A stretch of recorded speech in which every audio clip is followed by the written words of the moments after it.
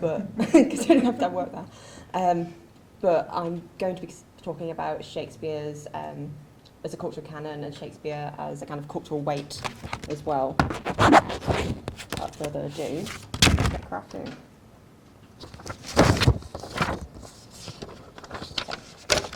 So I'm going to talk about AIDS Section 28 in Queer Futurity. So Nicholas de Jong writes that between 1968 and 1985, plays about homosexuality changed utterly. The negative myths by which homosexuals were judged began to be eroded. And a new queer theatre emerged that prioritised positive representations of LGBT sexualities. What occurred to provoke this change in performances? The UK Sexual Offences Act in 1967 decriminalised homosexual acts in private, paving the way for an increasingly open discussion of homosexuality in theatre throughout the 1970s, which began to alter the portrayal of homosexuals on stage. This burgeoning acceptance was hindered considerably during the AIDS crisis, which was first recognised in 1982 as gay-related immune deficiency, or GRID, before being altered to acquired immune deficiency syndrome by September of the same year. The development of the AIDS crisis primarily within gay communities led to a regression in representation, where homosexuality had once more begun to be seen as the archetype of evil and danger during the period of AIDS hysteria in the mid-1980s.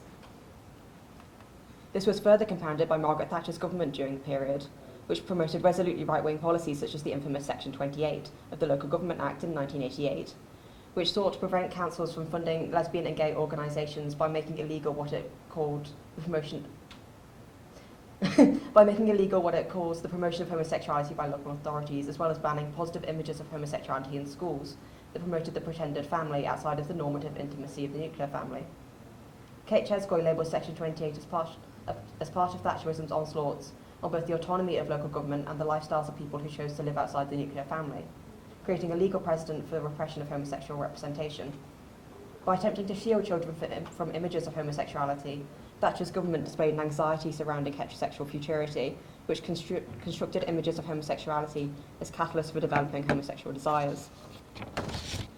As a result of these factors, theatre between 1970 and 1990 was often concerned with homosexual representation, either negatively or positively. For the purposes of this paper, I'll be examining how texts from the early modern period were used to voice commentaries on the contemporary positions of homosexuality, creating temporal links between the English cultural history and its present. As Catherine Silverstone writes, performances of Shakespeare's texts often deploy the plays in order to offer commentaries on the contemporary and historical events, using texts that are strongly linked with national identity in order to relate a contemporary issue to ideas of wider community identity and history. The productions I'll be examining are Toby Robertson's Edward II, The Silence Mine by Gay Sweatshop, and finally Derek Jarman's Edward II. For each of these productions used the canonical weight of Shakespeare and Marlowe to comment on the position of homosexuality, interacting with the crisis of queer futurity caused by AIDS in Section 28, by utilising a consciousness surrounding the acknowledged elite of Western culture. The earliest production I'll be examining, Edward II by Toby Robertson, was produced only 3 years after the legalisation of homosexuality in 1967. Starring Ian McKellen in the eponymous role, the production was initially performed at the Prospect Theatre and toured various theatres around England before being commissioned as a BBC television film in 1970. The BBC's role in production being filmed and broadcast demonstrates the production was considered representative of mainstream ideas and attitudes towards homosexuality in the period, and its depiction of homosexuals reflected the values and beliefs of the world beyond it. The portrayal of Edward and Gaveston in this production worked not to discredit homophobic beliefs, but rather uses them as guiding points throughout the production in representing gay men through a series of signifiers, such as a high-pitched voice, an immaturity, and physical weakness. For example, at one point in the production, McKellen's Edward attempts to lift a sword from a guard before dropping it on the ground as it is too heavy for him. This moment not only codes Edward as physically weak and feminised compared to the masculinity of his court, but also serves as a sign of homosexuality and using the stereotype of the pansy, the weak gay man detached from traditional masculinity. Ian McKellen has stated that Edward begins the production as a lovelorn youth and becomes a full-blown tyrant by its finale, but the feminised position of lovelorn youth is used to code Edward as a stereotypical gay man who later demonstrates a wider capacity for cruelty. Edward's passionate kisses with Spencer, Lightbourne and Gaveston code him as consistently sexually available, as does the tight black leotard he wears at the beginning of the production, spangled with a golden codpiece. You can just about see that codpiece there.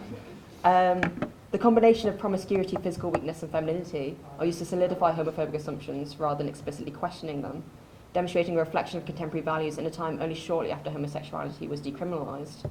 Marlowe's work is invoked not to subvert homophobia but to reinforce it, creating a space where homophobia is historicised as a naturalised aspect of English culture. Edward's murder, as the finale of the play and as a moment of homophobia, is a crucial aspect of Edward II's productions that grants the opportunity to either negate the traumatic moment or display it for the audience. In McKellen's words, the 1970 production showed it all, as it were, with the aid of a glowing torchlight and dim lighting. The moment of the murder is displayed in the centre of the stage, where Edward's near-naked body is prostrated for the audience and penetrated with the poker, providing a moment of visual trauma designed for a voyeuristic gaze. As Catherine Silverstone writes, performances offer a way of remembering violent events and histories and invite spectators to witness these events.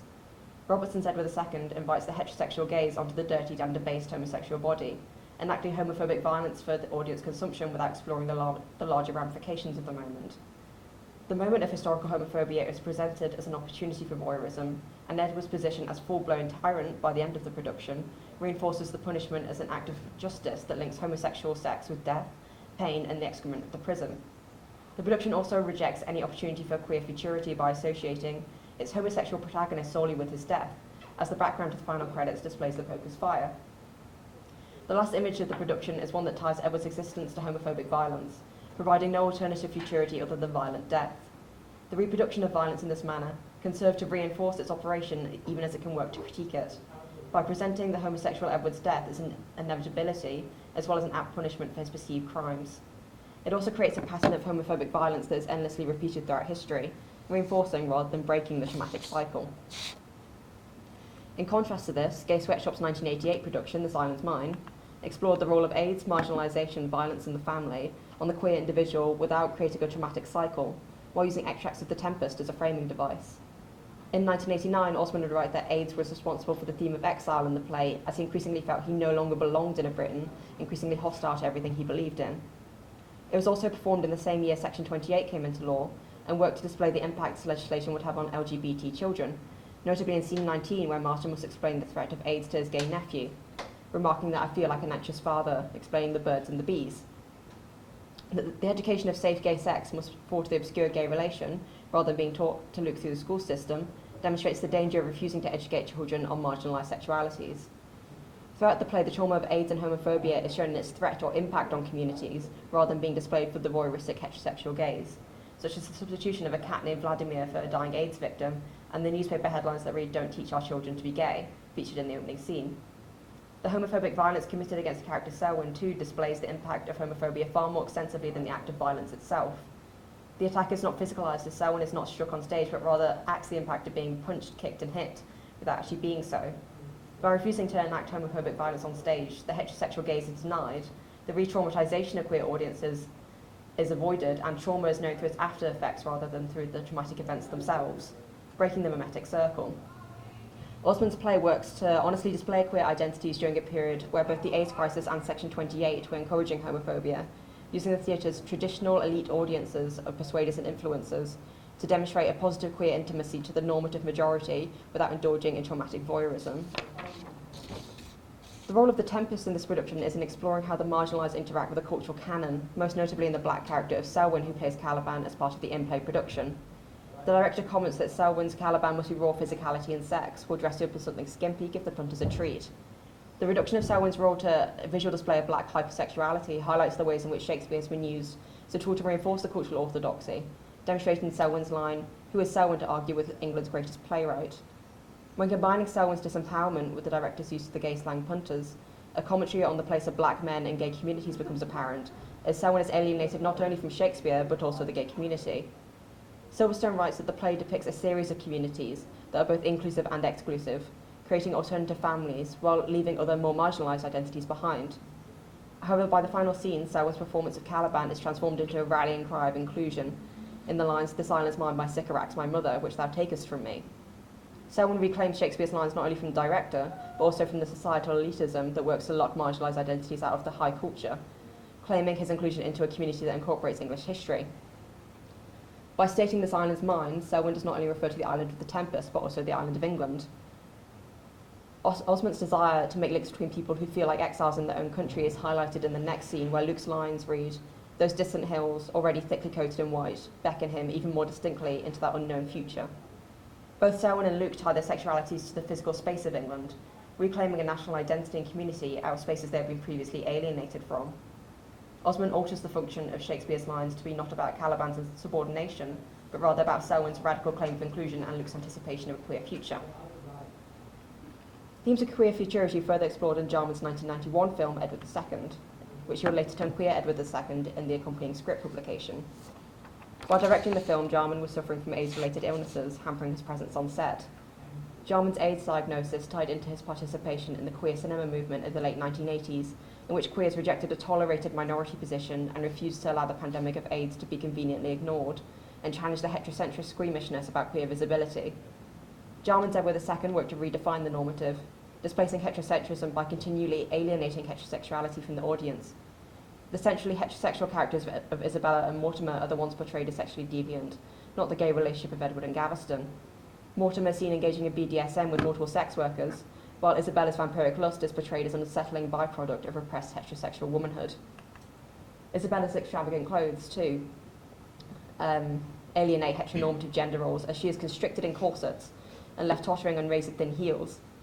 In the Rolling Stone review of the film in 1992, Peter Travers stated that Jarman has designed the movie to jar complacency, acknowledging Jarman's use of the cultural canon to alienate viewers from heteronormativity.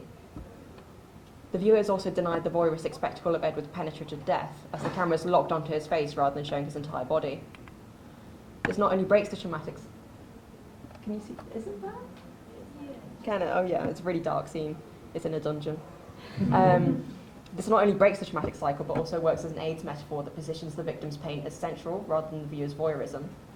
Richardson writes that the focus scene draws very obvious connections between penetrative sex and AIDS-related death, through its use of anal penetration as a catalyst for Edward's murder, but also avoids the homophobia of Robertson's Edward II by humanising Edward's pain and fear through the close-up on his expression, as well as its status as a dreamlike sequence that is presented of only one of multiple possibilities.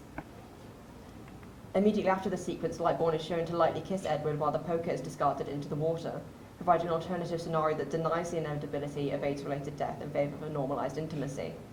Jarman has written that filmed history is always misinterpretation, and this gives him the ability to alter canonical texts, such as Marlowe, in order to comment on contemporary issues. This alternative futurity is taken further in the final two scenes of the film, one showing Edward III wearing lipstick and earrings, dancing on top of a cage containing Isabella and Mortimer, and the other panning over members of Outrage, a contemporary gay rights group.